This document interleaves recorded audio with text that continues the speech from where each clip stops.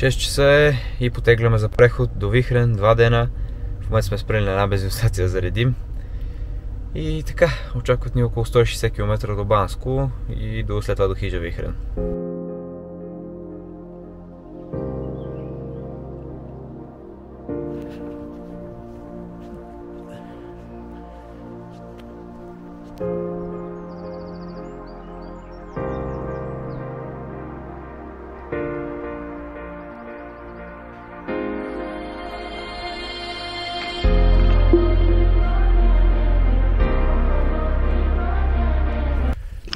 Подминахме разклонението за Казана и отиваме към Вихрен. До тук сме минали 1 км и се качваме от 30 минути. Излязохме на по-ранната част с тревичката и зад нас, дигна камерата, се показва Вихрен и продължаваме нагоре. Документирам първото пускане на дрон за прехода.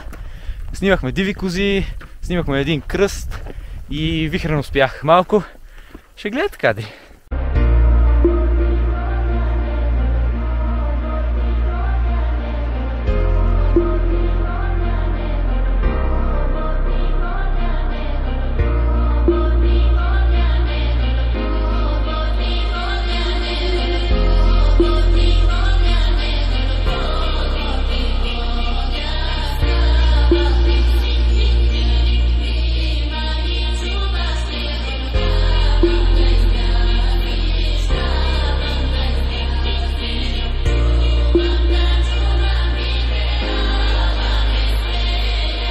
Преминахме от другата страна.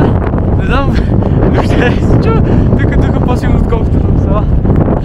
Но ето е гледката.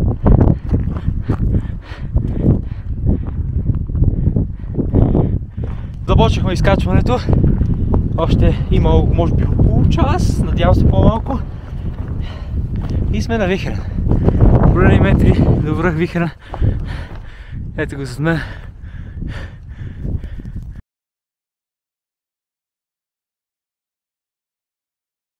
Покорихме и връх Вихрен за 3 часа и разстоянието е 3 км и 410 метра, което е малко по-малко от това, което гледах в YouTube, като различни преходи гледах, но доста духа вятър. Ще чакам затишие, за да пусна дрона.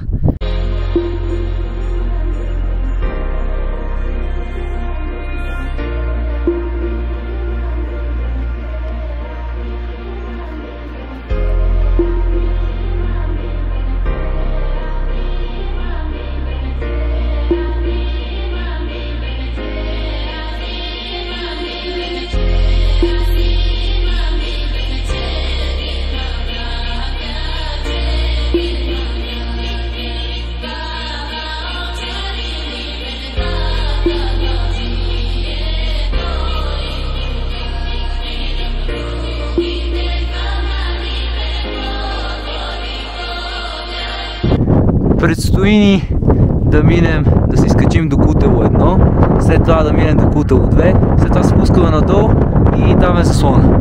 И там ще преспим. Потегляме от Вихрен и отиваме към Кутело, но първо трябва да преодолеем слизането, което е доста трудно. Така че продължаваме.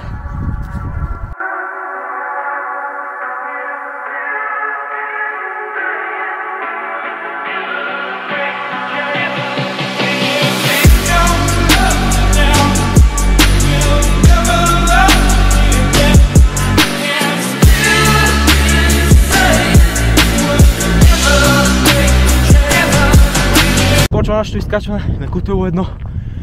До кончето го дадат час и нещо. Но ще го вземем за толкова. Ето го Вихрен зад мен.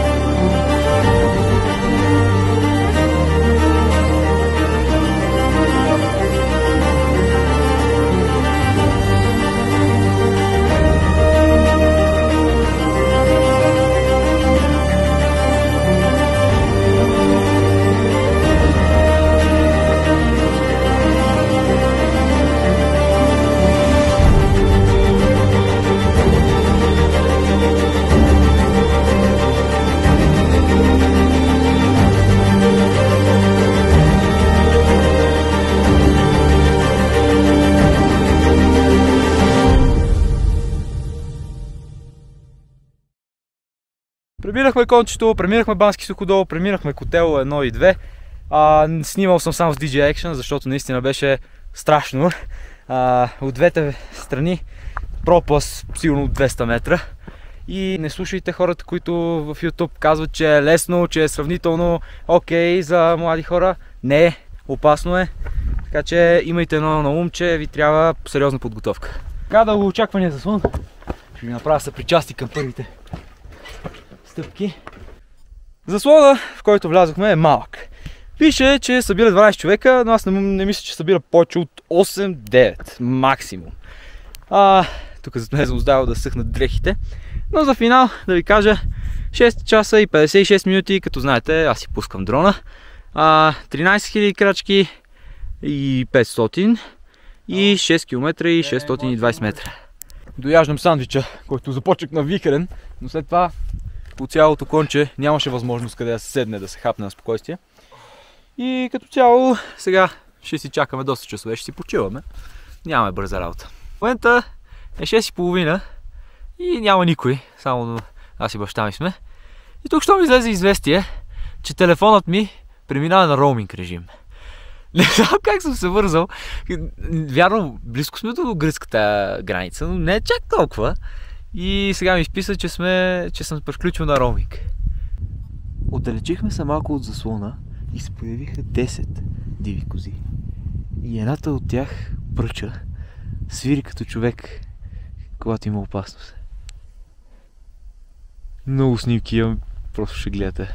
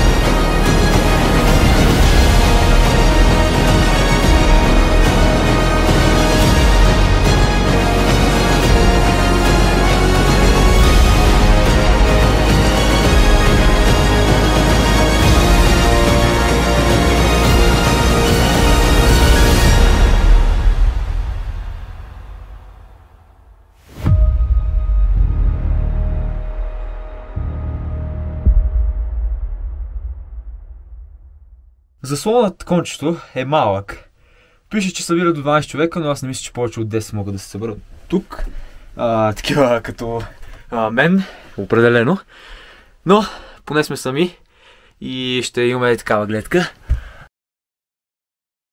Към Вихрен, кончето, Бански суходол 1 и 2, Котел 1 и 2. А тук съм подготвил нощен таймлапс с камерата. Ще видим на къде ще я насоча. И така, разпънахме спалния чувал, защото вече навън не се седи. 7:50 и вече е страшно студено. Ма под страшно студено ви казвам, сигурно е близо до нулата. 7:50, 8 часа. Лягаме и точно пред заслона имаме две козички. обикалят за лека нощ.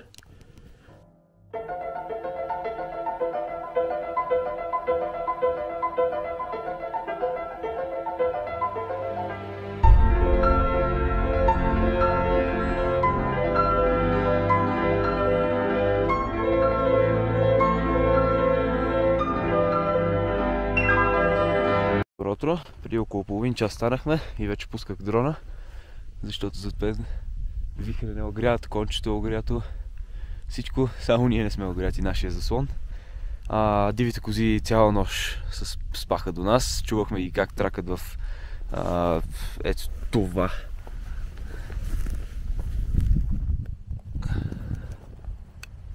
За заземелението, нон-стоп тракаха, но в заслона беше адска жега. На няколко пъти спах без чувал, защото беше страшна жега, много изолиран.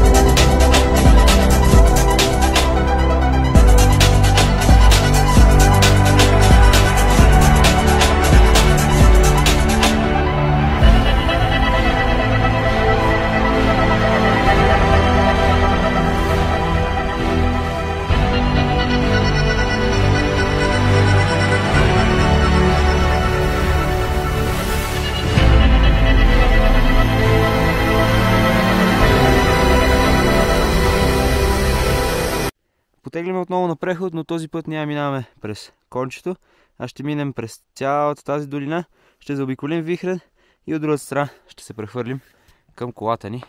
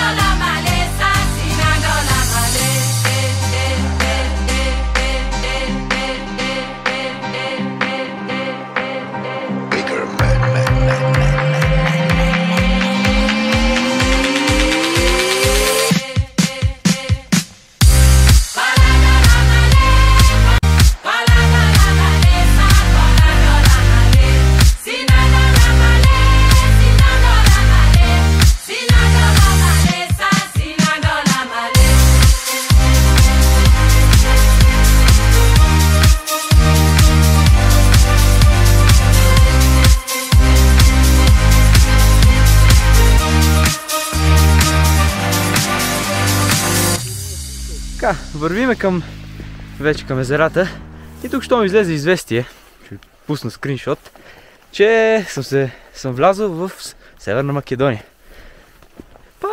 Направо отново съм на роуминг, изключих го, защото там таксуват. Приключихме с трудната част, сега сме на някаква полянка, вървим към езерата. И реално като минахме клековете, вече е доста по-лесно. Но за сега сме изминали 3 км и вървим от час и 56 минути с доста почивки, въобще не бързаме за никъде. Изкачихме пътя от езерото до върха и зад нас е Вихрен. И сега тръгваме надолу. За да спестим пътеката, по която дойдохме за Вихрен, слязохме буквално по ето тези камъни, само да насоча пръста правилно, насам, право надолу и по тези морени. И сега вече ще си влезем в пътеката, която дойдохме от вчера. Почти сме на хижа Вихрен, приключваме нашия преход двудневен. В заключение казвам, кончето е трудно, ако не сте подготвени, не дейте да ходите. Нали, това си е най-ниска степен на алпинизъм. Така че си е трудно. И другото, което е, винаги идвайте с екипировка. През пътя ни видяхме хора с джапанки, хора без раници, търчат нагоре без вода. До Вихрен, всъщност до кончето, до заслон кончето няма никакъв водоизточник. Така че взимайте си поне, ако сте само до Вихрен, литър и половина вода. Ако сте до заслон кончето и искате да спите там, поне 4 литра, може би, зависимост от вашите нужди. Аз лично носех 4. И така.